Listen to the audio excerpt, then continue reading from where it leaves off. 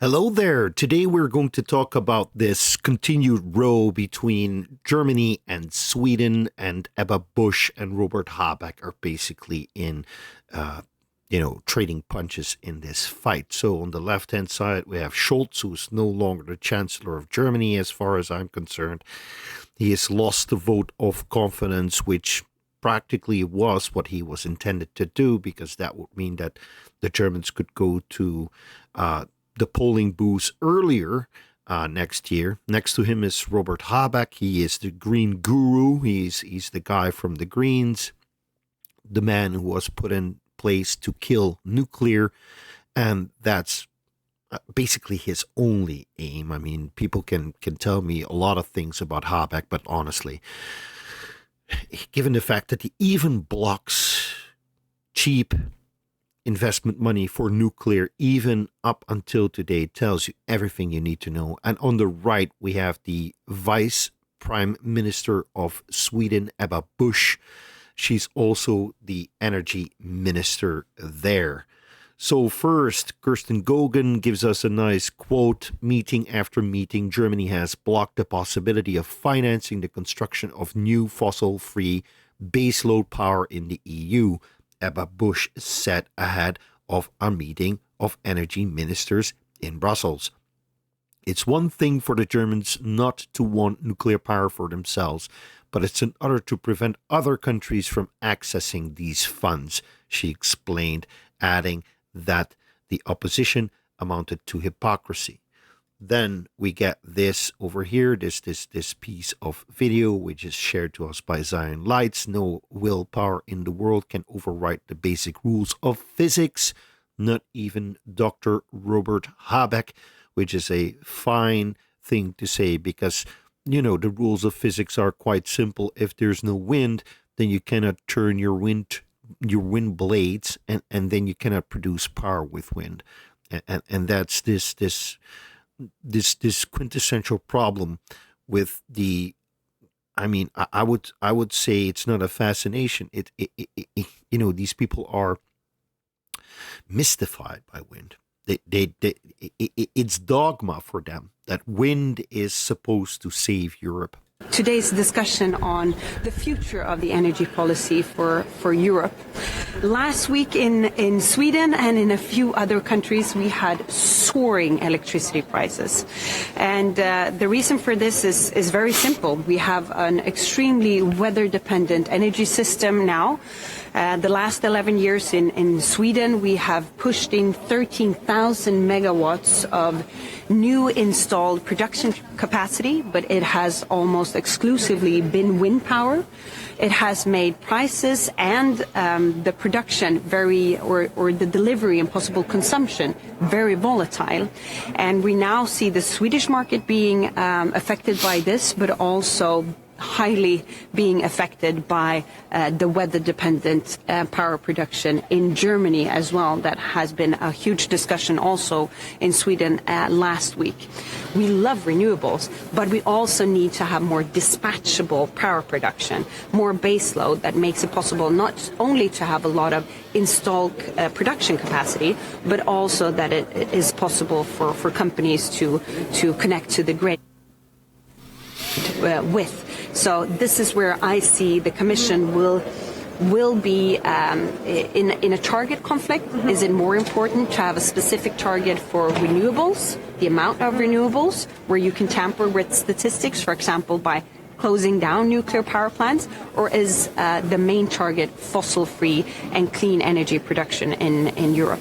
I mean, no willpower in the world can override the basic rules of physics, not even Dr. Robert Habeck. Germany can take whatever decision they want, but they need to see it affects their neighbors a lot, and it is not fair that Swedes should pay German prices for German decisions, while we are providing Germany with fossil-free baseload, and they cannot do the same back. Thank you very much. I mean, that's an amazing sentiment that she shares there. Germany has to start to realize that they are more like a bully than anything else. They're trying to bully all of Europe into their ideals of renewable, trying to foist this renewable world onto the rest of us. But the trouble is that it is based on a false premise. So, as many of you know, if you've watched my prior videos, you will certainly know the Germans have exchanged nuclear for natural gas. That's basically what they've done. Many people would like you to believe that they have exchanged nuclear for renewables, but renewables, as many know, I mean, they don't deliver base load power. It's that simple. The sun only shines. The trouble is, it's not really the sun that is the trouble. The trouble is that northwestern Europe is a large piece of land that is right next to the sea, and there is a lot of overcast. And there's a lot of clouds, a lot of cloud cover. So what we get in Europe, it differs. Obviously, in Spain, solar is much better than it is in Germany or in the Netherlands. So what we get over here in the Netherlands, in Germany, and Poland, is like, if we're lucky, we get 12 or 13 or 14% of the capacity factor, which means that if you have 1,000 megawatts during a year, it only produces 150 megawatts tops if you're lucky, right? That's the best that it will do on average. So that doesn't mean that it never reaches 1,000 megawatts. In some cases, if you have a very sunny day, very hot sunny day during the summer, then it's possible that you reach 100% capacity factor at a certain moment, but you will almost never reach it. Almost never. And the same can be said for wind. You will almost never reach 100% capacity factor for wind. The average capacity factor for wind onshore in Germany, in the Netherlands, is somewhere around 30%, which means that if you have 1,000 megawatts, on average, it delivers 300 megawatts, and that's it. So the trouble is that because Germany made these choices, they are now trying to, and they did this ideologically, right? They really think that this is the way to reach the future, to transition into a new energy system. They try to force these choices on other countries as well. So they do this through the EU. So, and what they do is they say, okay, we want to have a capacity target, right? We want to have an ambition. And the capacity target is, having something like 100% renewables by 2050. I don't know exactly what the capacity target is at this moment, whether it is like 60% or 80%. I believe it's 55% by 2030 or something like that. Now, the trouble is that you're putting the means before the end, right? Renewables are just an ends to a mean. Renewables are just a means to an end. The end is you want to decarbonize your system. You want to electrify as much as possible. You want to make sure that you curb your carbon emissions. You want to stop using fossil fuels. So you have a lot of different tools that can help you reaching that goal. Renewables, they can help you get, up to 20 or 30% of that goal, if it will ever happen, because we're talking about primary energy and we're talking about electricity production. And this is something that many people do not understand. They do not understand that if you decarbonize your electricity system, for your electricity usage, turning on the lights, turning on your refrigerator, making sure you can do the dishes, wash your laundry, but also that factories can stay operational because of the electricity that they need, and all the rest of it. It's only 10 to 15% of all the power, of all the energy that we use. So the trouble is, we use a lot of fossil fuels. 95% of all our energy comes from fossil fuels. Maybe it's 90% of all our energy. So what happens is, when we burn fossil fuels to get heat and to basically make that energy that is released during the combustion of these fossil fuels, to have to do something, it's an inefficient way of using energy. So you lose somewhere around 66% of all the energy that was contained within this fossil fuel because it basically turns to heat, and that heat cannot be converted efficiently into electricity or into movement or into something else that you need. So the main trouble is that a lot of the stuff that we use these fossil fuels for cannot easily be transferred into an electric process. Simply, it's hard to do. Think about your car, for instance. Yes, we can buy an EV, and a lot of people are very excited about EVs. They think that if everybody gets an EV, then the problem is solved. We don't need any fossil fuels anymore for cars. But it's just an unattainable utopia for regular Joes like you and me. Most of us, we drive fossil fuel cars, not because we want to drive fossil fuel cars. I mean, some of us do, but most of us do out of necessity. We need to move around. We need to take our kids to the doctor. We need to bring our kids to swimming class. We need to do our groceries. We want to visit relatives, but we also have to go to work and come back home again. And often that simply can only be done using fossil fuel cars. It's that simple. Some of these things can also be done with a bike. I mean, it's great if everybody starts riding a bike tomorrow. I love riding a bike, but let's just break it down to this. It's not easy to transition to anything.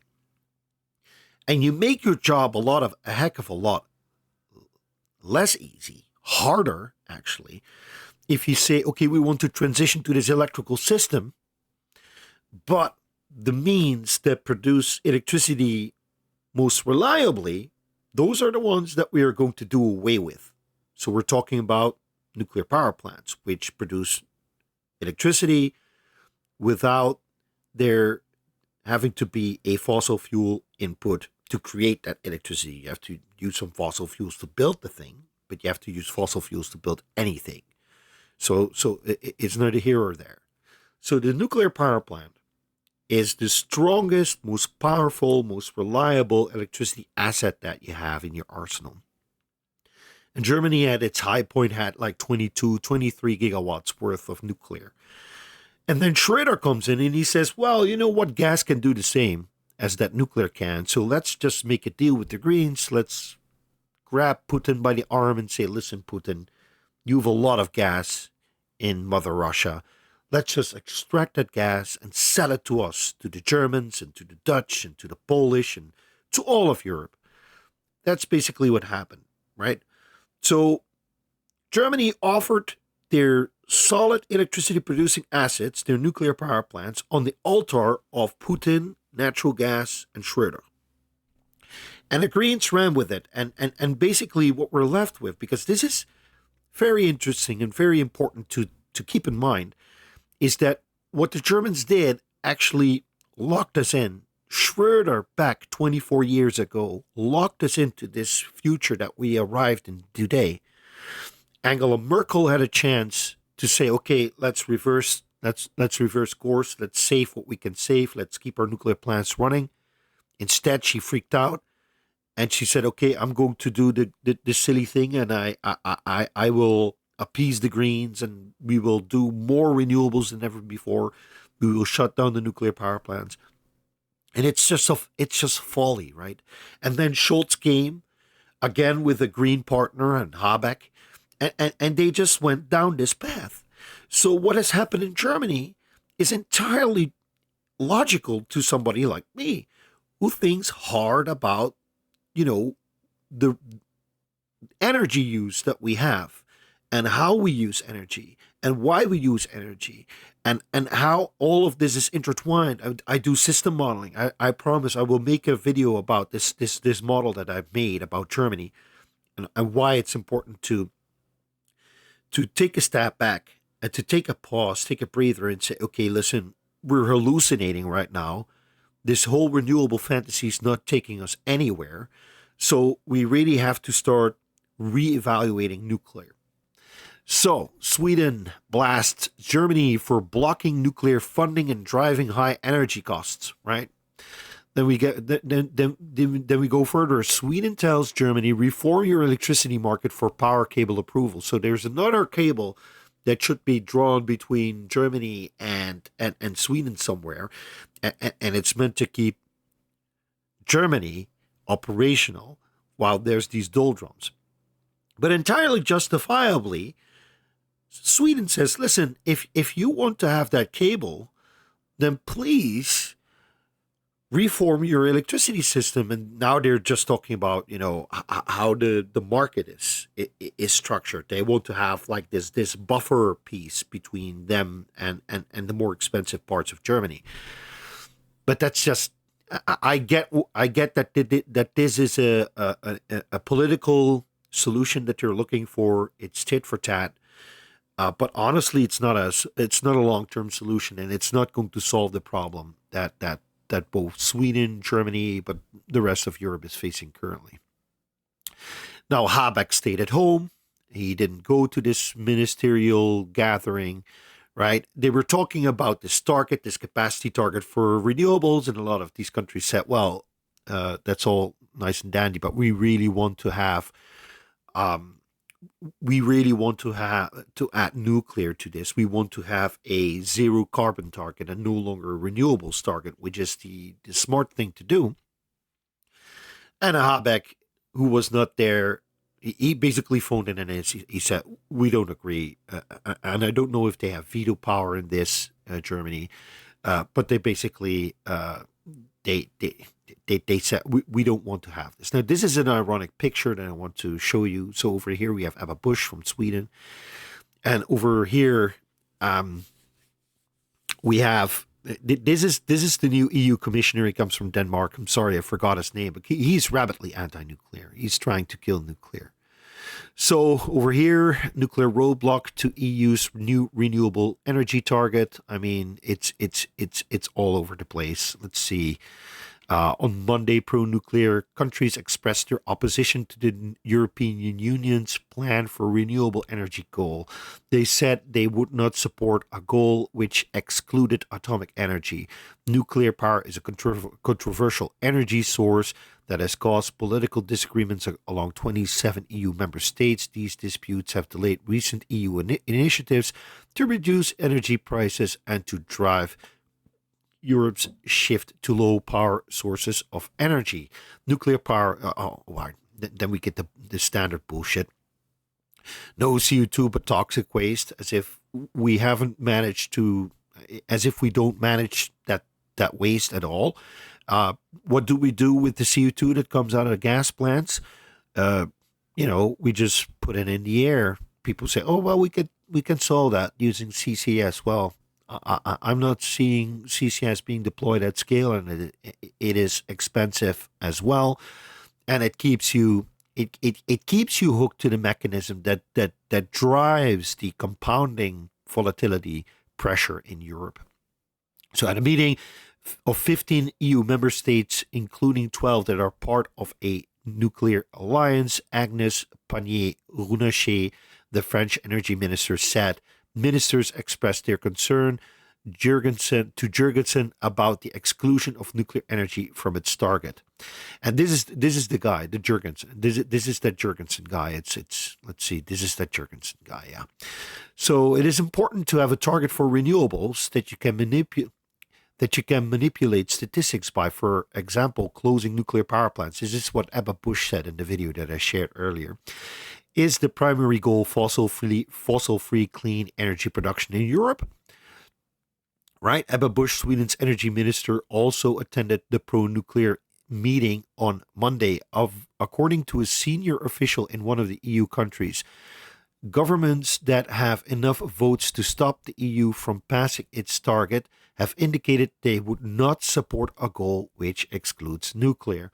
The official stated, I believe there is enough in terms of a minority blocking the process. Dan Jurgensen, the EU Energy Commissioner, said that he would make sure his work focused on nuclear. He told an EU meeting that it can and will go hand in hand with renewable energy. Austria and Germany, and those are the two spoilers, among others, have criticized the inclusion of nuclear power in previous EU renewable energy targets. They cited concerns over nuclear safety as well as the lower cost of solar and wind power. Austria has a strong opposition to this technology, while Germany is gradually phasing out its nuclear power plants, while France, which derives most of its electricity from nuclear reactors, and countries in Eastern Europe planning to expand their own reactors, are both strong supporters of low carbon atomic power as a means to reduce emissions. So here I made a map. Let's see if I can zoom in. No, I can't zoom in. Well, should be clear enough. So basically, what we have here is a map of Europe. Black other countries that are not members of Europe. I've added Ukraine in this green stripy pattern because they want to become a member of the EU, and they have ambitions to add new nuclear power plants. But they're simply not on board with this pro-nuclear alliance. So the pro-nuclear alliance is the Netherlands, France. It's Sweden, Finland, Poland, Czechia, Slovakia, Hungary, Slovenia, Croatia, Romania, and Bulgaria. On the fence at this moment are Italy and Belgium. Switzerland is not a part of the EU, so basically they should not count, but they are pro-nuclear. It's a very pro-nuclear country. Then the Baltics, all of those countries have initiatives to add more nuclear to the grid or add nuclear to the grid. And then over here, Ireland as well is a country where nuclear is gaining more momentum as well as Denmark. So the anti-nuclear holdouts are Luxembourg, Germany, and Austria. And I believe Portugal as well. I made Spain orange because Spain has a difficult relationship with nuclear at this moment. They have quite a few nuclear power plants, but they're doing weird stuff to it, trying to I don't know, get rid of it, tax it more. It's all up in the air. I really hope to speak to a Spanish person about this to help me understand better what is going on. And then you have Norway over here, and you have the UK, which are, I mean, they're not part of the EU, but they're so very closely related to the EU that you have to basically make sure that you include them. And then there's Greece. I don't know what the hell is going on in Greece. So I basically made it blue together with Iceland, though I don't know if Iceland is part of Europe, the continental shelf of Europe. So that's why. So France demands nuclear-friendly replacement for renewable energy directive. Again, it's the same question. New EU renewable energy target faces nuclear roadblock. I mean, 15 countries, at least 15 countries want nuclear. And then there's these assholes over here that say, you can't have cheap nuclear. Cheap nuclear is going to push the renewable egg out of the nest. Yes, I get that Ebba Bush says, we love renewables, right? We love renewables. We need renewables. But the issue is you can love renewables, but you cannot add renewables for their own sake. And that's the whole trouble with the EU. They want to add renewables for their own sake, not because they reduce carbon emissions, not because it's part of a transition. Because if you would really think hard about what a real transition would constitute, then you would not grab to the thing that looks the cheapest if it's junk. You would take it.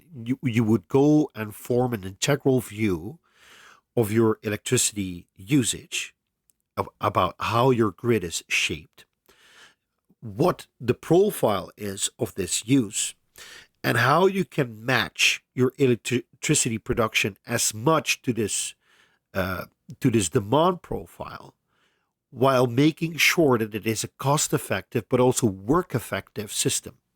And this is something where a lot of people lose track of how things work. They just look at Lazard's LCOE figures, levelized cost of electricity. They see that renewables are cheapest. They see that nuclear is among the most expensive. So they say, okay, we need to build a lot of renewables and we don't need nuclear. And in the meantime, we use natural gas as a bridge to to make sure that we get to this new electricity system. And this is fallacious. So what I've found with my energy modeling is that the more nuclear you include in your system, the less additional costs you're going to get. You need less transmission and distribution costs. You need less gas plants. You need less batteries. You need less other forms of storage, right? You need less fuel. You need less wind, and you need less solar, right? So your system becomes more efficient. You don't need to build out an electricity system that is there, that can power your electricity months 3 times over, which is necessary if you do it with 100% renewables. Because what happens with renewables is they don't deliver when you have high demand, right? Sometimes they do, sometimes they don't. It's just too capricious. It's dependent on the weather, for crying out loud. So what you need to do is you need to make sure that when you have good production, time, periods of good production, what you need to do is you need to overproduce. You need to go well beyond what the demand is. And the reason why you need to go well beyond what the demand is because you need to put all that access into storage. And the storage needs to be sized appropriately in order to make sure that it can take over the job of powering this system whenever renewables peter out. When they say, sayonara, the sun is gone, it's night now, I'm no longer powering your electricity system. With wind, it's even worse. It's seasonal. So at the end of the summer, at the beginning of the winter, at the end of the winter, and at the during the springtime, you have these doldrums, times when there's not a lot of electricity production from wind. So the whole system, the whole philosophy behind this renewable fantasy is just that. It's a fantasy. And 15 countries in Europe have woken up to the fact, and I think that Germany is at the cusp of realizing what they're doing when this new election comes in February. The CDU and CSU and the AFD might win, and only the trouble is it going to be ideology that drives their decisions? Like the AFD, they're skeptical about the war in Ukraine. They don't mind business with Russia as much. So to some degree, if the AFD wins and it's good for nuclear, then that's fine. As long as they say, okay, we want to restart all nuclear power plants, we want to start building new ones, then I'm on board with it. But if they say we want to resume trade with Russia in order to buy their gas, that's just tying us into another source of gas, which brings us all this market volatility, and that's just not good. It's economically not a sound course to follow. I'm afraid that the CDU, CSU is also going to double down somehow on gas. So be more like Sweden, be more like France. The Netherlands, they want to build 4 nuclear power plants at this moment. I'm partly responsible for that because I sent a letter to the political parties who were forming a new government, and my NGO, we said, listen, if you really have to think carefully about what is going to happen to the Dutch economy if we lose our system stability, if the price volatility goes up the way it is going up in Germany. And the trouble is we are so interconnected with Germany that if the price goes up in Germany, then it goes up in the Netherlands simultaneously, almost instantaneously. And the trouble is we're also trying to do the same thing. We're trying to build a boatload of renewables, which is really unwise.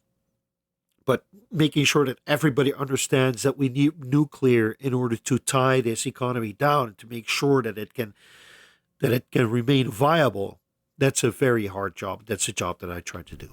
So if you want to support me, if you want to support the channel, or if you want to support me with my non-YouTube work, please go to Patreon and become a paying member. Or if you want to support me financially, you can also donate some money to me through PayPal. Believe me, I do all of this on a shoestring budget. I don't earn any. Listen, I don't work for anyone. I work for myself. This is the only source of income that I have. It's Christmas time, so if you want to help me, please make sure that you donate some money.